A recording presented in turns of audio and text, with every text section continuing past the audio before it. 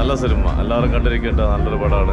വിനീത് ശ്രീനിവാസൻ്റെ ഗംഭീരമായ ഡയറക്ഷൻ, അതുപോലെ തന്നെ ധ്യാന്, പ്രണവ്, എല്ലാവരും, നിവിൻ പോളി, അജു വർഗീസ്, സൂപ്പർ ഒന്നും പറയാൻ.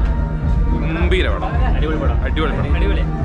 കാരണം ഫസ്റ്റ് ഹാഫൊക്കെ ഒരു വിനീത് ശ്രീനിവാസൻ്റെ നോർമൽ സംഭവങ്ങളൊക്കെ തന്നെയായിരുന്നു.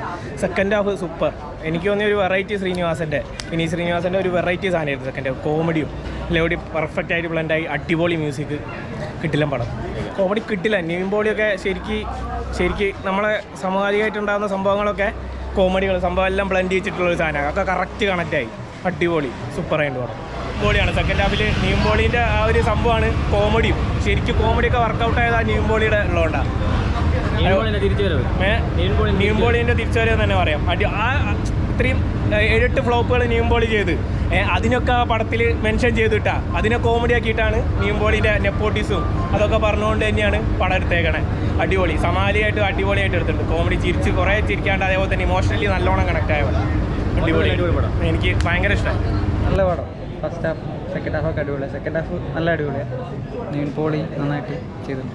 സൗണ്ട് അമ്മാര് തുടക്കം കുഴപ്പമില്ല, ഓക്കെ. അതായത് ഹൃദയത്തിലെ പോലെ തന്നെ സൗണ്ട് മോഡുലേഷനൊക്കെ നൈസായിരുന്നു. പെർഫോമൻസ് വൈസും ഒക്കെ അടിപൊളിയായിരുന്നു. ധ്യാനും മെയിനായിട്ട് ധ്യാനാണ്. ധ്യാൻ്റെ ക്യാരക്ടർ പെർഫെക്റ്റ് ആയിട്ടുള്ള ക്യാരക്ടറാണ്. കുറച്ച് വയസ്സായിട്ടുള്ള ക്യാരക്ടറായിരുന്നു, അടിപൊളിയായി ചെയ്തിട്ടുണ്ട്. അതേപോലെ തന്നെ എല്ലാവരും നിവിൻ പോളിയാണ് ലാസ്റ്റ് സെക്കൻഡ് ഹാഫിൽ ശരിക്കൊരു ഷോ സ്റ്റീലർ എന്ന് വേണമെങ്കിൽ പറയാം. സെക്കൻഡ് ഹാഫിൽ നിവിൻ പോളി വന്ന് തകർത്ത പ്രണവിൻ്റെ ധ്യാൻ്റെ ഒരു തിരിച്ചു വരവ്. കോമഡി നിവിൻ പോളി അതന്നെ, അഴിഞ്ഞാട്ടം തന്നെ. നിവിൻ പോളിൻ്റെ ഫുൾ കോമഡിയാണ്. ഇഷ്ടപ്പെട്ടു, എല്ലാവരും ഇഷ്ടപ്പെട്ടു. ഡാൻസ് ശ്രീനിവാസന്റെ വേറെ കഥാപാത്രം എന്ന് പറയാം. പക്ഷേ ഇത് പക്ക വിനീത് ശ്രീനിവാസൻ പടമാണ്. മ്യൂസിക്കൽ ട്രീറ്റ്, ബെസ്റ്റ് സിനിമ, അടിപൊളി. വിനീത് ശ്രീനിവാസൻ്റെ യൂഷ്വൽ പടങ്ങൾ എല്ലാം ഒരേപോലെ നല്ല അടിപൊളിയായിട്ട് ചെയ്തിട്ടുണ്ട്. അങ്ങനെ പടം മൊത്തത്തിൽ ടോട്ടലി വിനീത് ശ്രീനിവാസൻ പൊളിച്ചു. പിന്നെ ഇത് ധ്യാൻ ശ്രീനിവാസൻ്റെ ഇതുവരെ കാണാത്ത ഗംഭീര പെർഫോമൻസ് സിനിമയിൽ കാണാൻ പറ്റുന്നുണ്ട്. എന്തായാലും പൊളിയാണ്, സൂപ്പർ. സെക്കൻഡ് ഹാഫ് അടിപൊളി. കോമഡി അത്ര വലിയ പോരാ, എന്നാലും കുഴപ്പമില്ല. അടിപൊളി. പ്രണവിൻ്റെ വർഷങ്ങൾക്ക് ശേഷം പിന്നെയും നല്ല തിരിച്ചു വരും, സൂപ്പർ.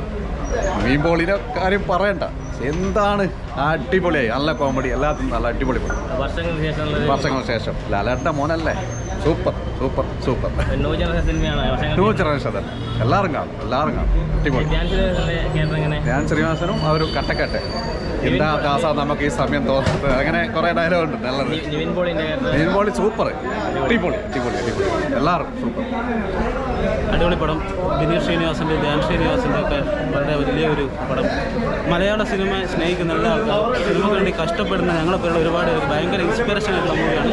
നിവിൻ്റെ കംബാക്ക്, നിവിന് ഇതുപോലെ തിരിച്ച് 6 അടി എന്ന് പറഞ്ഞാൽ അത്ര energetic performance, very loud performance. Kalyani Priyadarshan, Pranav Mohanlal, എല്ലാവരും അടിപൊളി. Must inspiring movie. ഇപ്പോൾ സെക്കൻഡ് പിന്നെയും കാണാൻ പോവാണ് ഫ്രണ്ട്സായിട്ട്. എല്ലാവരും പോയിട്ട് കാണാം. വിഷു വിന്നർ വിനീത് ശ്രീനിവാസൻ്റെ അടിപൊളി എന്ന് വെച്ചാൽ ഭയങ്കര നമ്മളെ മനസ്സിലൊരു നോവ് വളർത്തിയിട്ട് മാത്രം ഭയങ്കര ഇൻസ്പിറേഷണൽ മൂവി.